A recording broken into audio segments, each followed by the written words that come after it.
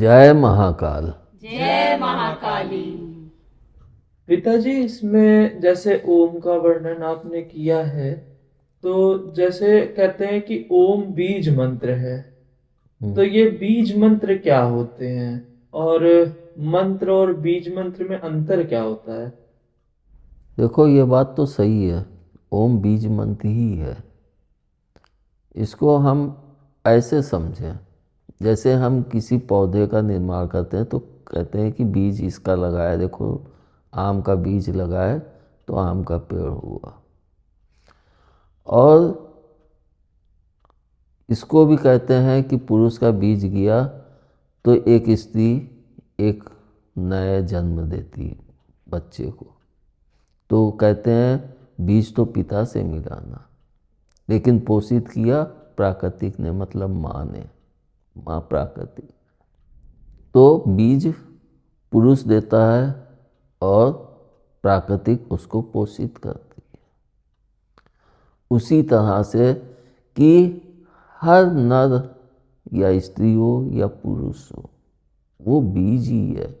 अगर इंसान की उत्पत्ति ना होती तो फिर ओम कहाँ था?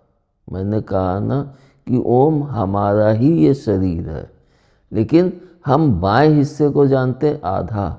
दाहिने हिस्से को जानने के लिए हमें ओमकार तक पहुंचना, जब तक हम दाहिना हिस्सा नहीं संपूर्ण जान लेंगे तब तक हम इस बीच की जो ये डिवाइडेशन रेखा है हमारी, अगर हम देखें तो हमारे इस बीच में ही, रीढ़ की हड्डी में ही हमारी सब कुछ चीज़ें हैं। तो एक तरह से यह रीढ़ की हड्डी हमारे इसको दो भागों में बांटती है।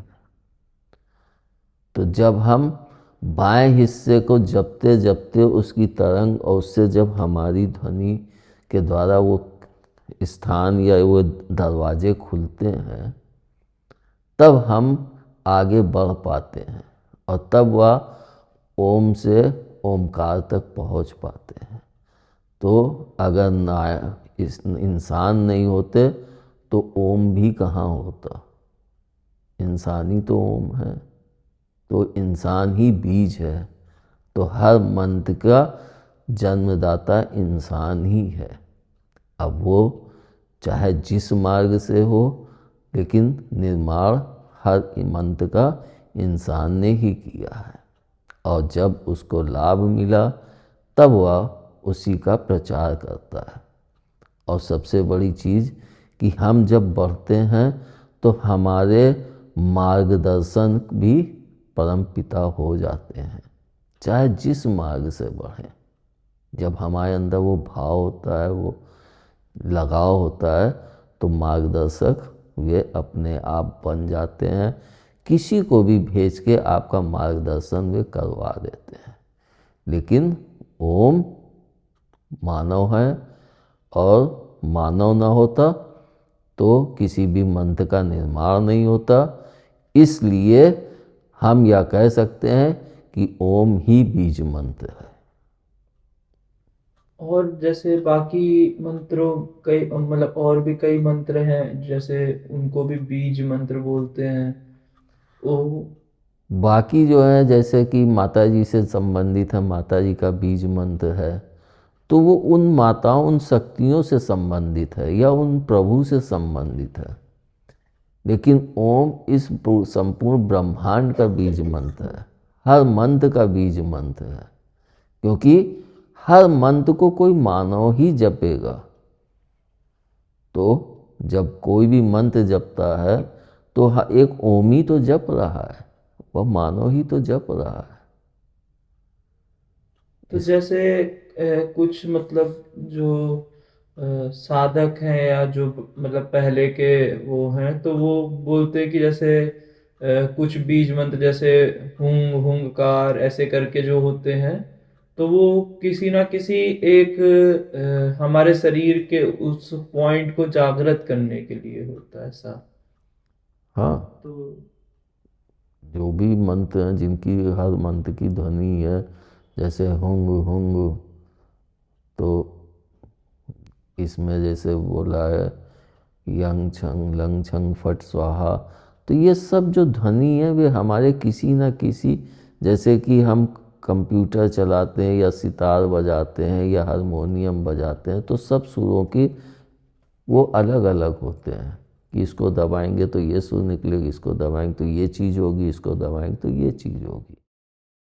तो जिस तरह से ये सब की हैं उन चीज़ों की, उसी तरह से हमारे शरीर के हर पॉइंट के एक तरह से स्वर होते हैं, जिनके द्वारा जब हम उनका उच्चारण करते हैं तो वे कंपित होते हैं और तब उसको अपने आप उसका द्वार खोलते हैं। तो हम मान लें जैसे कि कहा गया है कि ओम ऐं ह्रीं क्लीं चामुंडाय विचे, तो ये सब हमारे इस शरीर में ही शक्तियों के द्वार खोलते हैं। और लेकिन उन सब में भी देखो कि शक्तियों के द्वार, लेकिन उसमें भी ओम लगा है। तो एक नर के द्वारा या एक स्त्री हो, मतलब मानव के द्वारा इस मंत्र का उच्चारण किया जा रहा है और शक्ति के लिए किया जा रहा है। और जब किसी शक्ति के लिए किया जाता है तो उनके बीज मंत्र अलग होते हैं, हर शक्ति के बीज मंत्र अलग होते हैं। इसीलिए हम लोग देखते भी हैं कि हर चीज़ के यंत्र भी अलग होते हैं। लेकिन जो जितनी ऊंचाई तक पहुंचता है तब यह शक्ति स्वयं बताती है कि इस यंत्र को बनाओ और इस यंत्र का निर्माण करके ऐसे ऐसे करो तो तुम्हें लाभ प्राप्त होगा इस चीज़ का। यानी हम मानव जब उस ऊंचाई तक पहुंचते हैं तब प्रभु या शक्ति माता ही हमें बताती हैं और हमारा मार्गदर्शन करती है। लेकिन सब मंत्रों का बीज मंत्र ओम ही है, मतलब कि हम मानव ही हैं। पिताजी, जैसे आपने कहा कि हमारा जो मानव का शरीर होता है वो दो हिस्सों में विभाजित है, दायां हिस्सा और बायां हिस्सा। और बाएं हिस्सा जो है वो हमारे इस जन्म का जो है हमारा बायां हिस्सा इंगित करता है, और दायां हिस्सा हमारे पूर्व जन्मों का वो इंगित करता है। तो जैसे कुछ लोगों को या कई लोगों को मतलब जो दिक्कतें होती हैं, तो अगर बाएं शरीर मतलब बाएं हिस्से में है तो क्या वो इस जन्म के कर्म के कारण है, और दाएं हिस्से में है तो क्या वो पूर्व जन्मों के कर्म के कारण है? तो क्या इसको उससे भी रिलेट कर सकते हैं? नहीं, जो हमारे बीमारी होती हैं फोड़ा फुंसी या इधर रो या इधर रो, तो वो तो हमारे खान पान की अशुद्धता से होती है। उसको इस जन्म से उस जन्म से नहीं रिलेट कर सकते। ये तो जो हमारे दाहिने पक्ष में छुपी हुई चीज़ें हैं, जब उनको हम जान लेते हैं तो हमारी शक्ति बढ़ जाती है। तुम सोचो कि परम पिता तक पहुंचना इतना आसान थोड़ी ना है। जो हर व्यक्ति सोचता है कि अरे वो तो प्रभु की शरण में हो गए हैं, उनकी तो बल्ले बल्ले है। लेकिन उस व्यक्ति से पूछो, उस सन्यासी से पूछो, उसने कितना किया, तब हमारे वो सब द्वार खुल के तब हम परम ब्रह्म तक पहुँचते हैं। तो हमने जब ध्यान में बढ़ते हैं, इसीलिए कहते हैं बिना गुरु के उस ऊंचाई तक मत पहुंचना, क्योंकि उसमें कई स्थान ऐसे आते हैं, कई जगह ऐसे आती हैं जिसमें आपकी मौत भी हो सकती है। मैं भी 4 से 5 बार मौत से बचा हूँ, 3 बार तो बहुत अच्छे से ध्यान है। लेकिन उस जगत जननी का साथ ना होता तो शायद बच भी ना पाता। ये उसकी ही कृपा थी, बिना उसकी कृपा के नहीं बच सकता था। इसको मैंने बहुत अच्छे से अनुभव भी किया है। और जब मैं पहली बार मौत से सामना हुआ था तो वो तीसरा भंडारा था। तो उस समय मेरी तबीयत बहुत ख़राब हुई थी, एक रोटी भी नहीं खा पाता था। आता था पिताजी चलो डॉक्टर को दिखा दे, नहीं। तब मैंने पूछा था कि आखिर ये क्यों, तो कि अब तुम साधना में अदृश्य क्षेत्र में चल रहे हो, तो अब यहाँ के विश्वविद्यालय नहीं, वहाँ के विश्वविद्यालय में तुमने अपना नाम लिखा लिया है। तो ये पृथ्वी रूपी जो विश्वविद्यालय है, यहाँ से आपका संबंध टूट गया। तो वह पहली मौत होती है। इस मौत से बच के फिर जब पढ़ते हैं आगे, फिर उस विश्वविद्यालय को जाना, जब उस विश्वविद्यालय को जान के और फिर जब ऊपर उस परम प्रकाश की, तब दूसरी मौत होती है। उसमें भी बहुत कष्ट होता है। और जब सब कुछ जान लेता हूँ तो फिर से इस संसार में आना पड़ता है, जिसको मैंने कहा है। कुछ लोग तो आना ही नहीं चाहते हैं, लेकिन कुछ लोगों को कि नहीं, अपने कार्य को प्रभु कहते हैं जाके संपूर्ण करो, अभी तुम्हारा कार्य संपूर्ण नहीं हुआ है, तो उसको फिर से आना पड़ता है। तो जब फिर से वो इस प्रत्यक्ष संसार में आता है तो उसकी फिर से मौत होती है, तो वह तीसरी मौत होती है। अब इसमें तुम सब ये सोच सकते हो कि जीवित रहते हुए कैसे मौत हो गई, कैसे हो गया। तो जीवित रहते हुए हमारा मोह भंग हो जाता है इस संसार से, हमारा कटाव हो जाता है, लोग हमें छोड़ने लगते हैं, सब लोग हमें मतलब एक तरह से कि संसार से अलग कर देते हैं, जिसको हमने खुद साधना के दरमियान इसका अनुभव भी किया। मेरी ससुराल ने भी मुझे छोड़ा, मेरे भाइयों ने भी एक तरह से छोड़ा, तो नहीं, न ससुराल छोड़ा न वो, लेकिन वो लगाव एक कटाव के रूप में दिखता था, रिश्तेदार जैसे कटाव हो गया।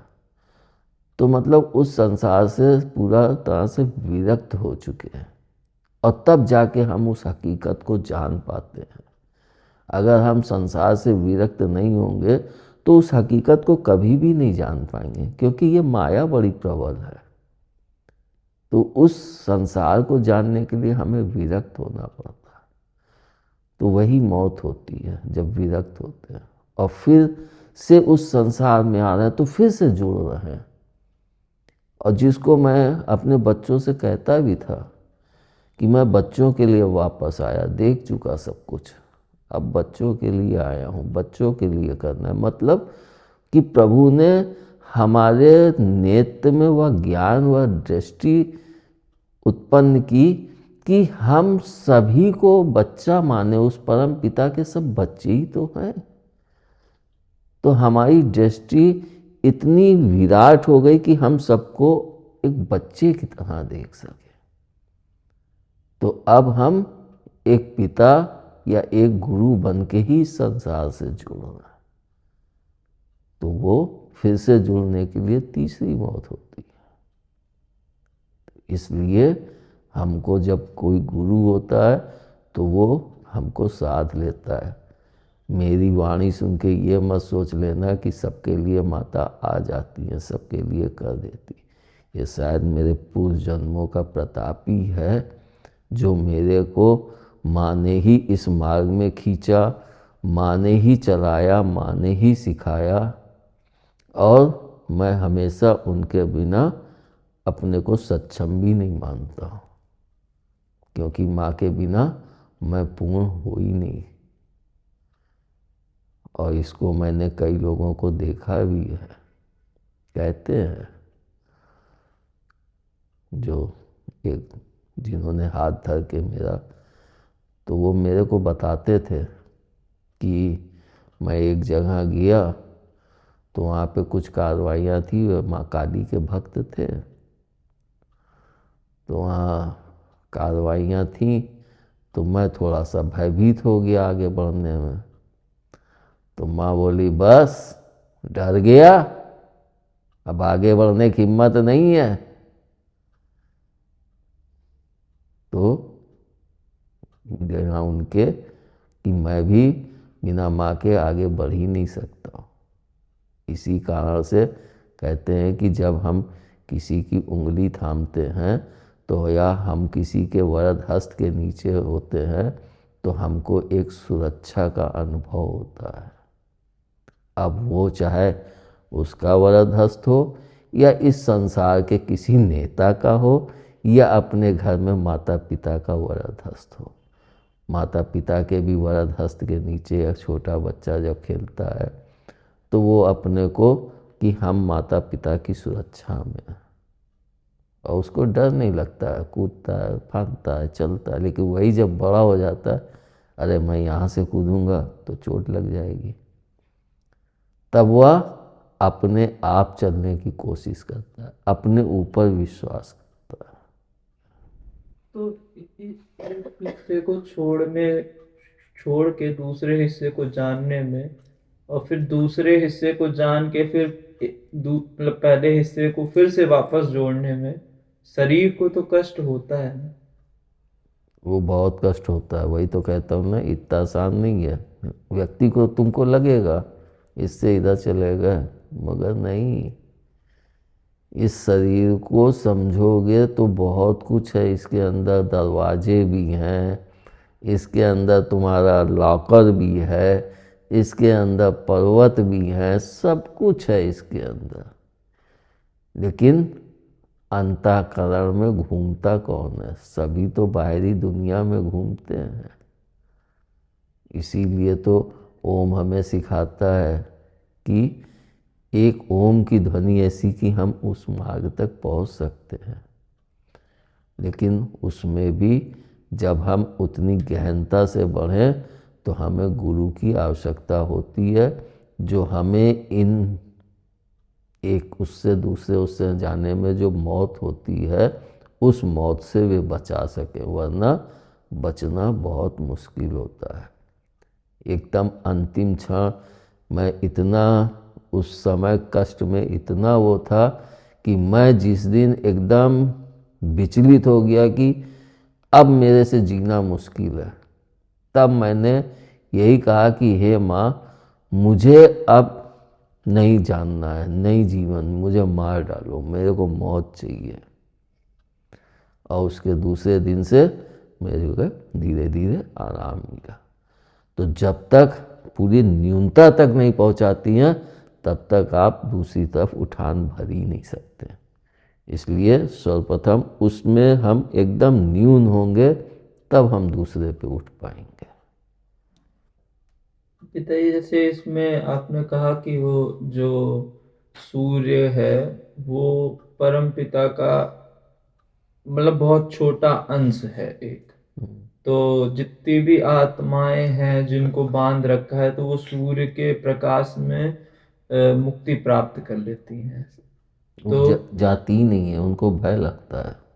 हाँ, तो मतलब मेरा ये है कि जैसे सूर्य मतलब परमपिता का अंश है, वैसे ही चंद्रमा भी परमपिता का अंश है। और सूर्य के प्रकाश से ही चंद्रमा का प्रकाश है। तो फिर रात्रि में इतना प्रबल क्यों हो जाती? क्योंकि रात्रि में भी तो चंद्रमा का प्रकाश रहता है ना।